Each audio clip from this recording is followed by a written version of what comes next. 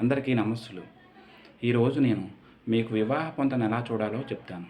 వివాహ పొంతన అనగానే జ్యోతిష్యులు కానీ, సామాన్య ప్రజలు కానీ గుణమేళం చక్రం గురించి ఆలోచిస్తారు. కానీ గుణమేళం చక్రమునకు అంతగా ప్రాధాన్యం ఇవ్వనవసరం లేదు. కానీ ముందుగా మనం ఆయుర్దాయాన్ని ఇరువురి జాతకాలను పరిశీలించి నిర్ణయించాలి. ఆయుర్దాయం బాగున్నాక ముఖ్యంగా 3 విభాగాలను మనం చూడాలి.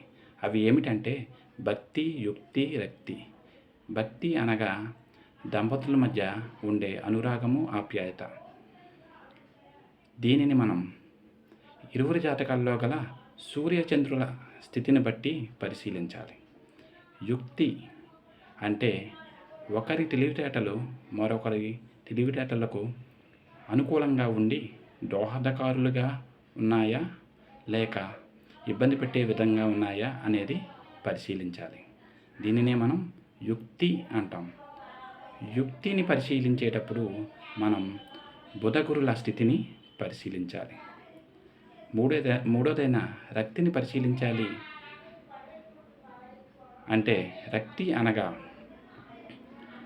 ఒకరి దంపతుల మధ్య ఒకరిపై మరొకరికి ఆసక్తి లేక ఆకర్షణను మనం రక్తిగా పేర్కొనవచ్చు. రక్తిని పరిశీలించాలి అంటే ఇరువురి జాతకాలలో గల కుజ శుక్రుల స్థితిని మనం పరిశీలించాలి.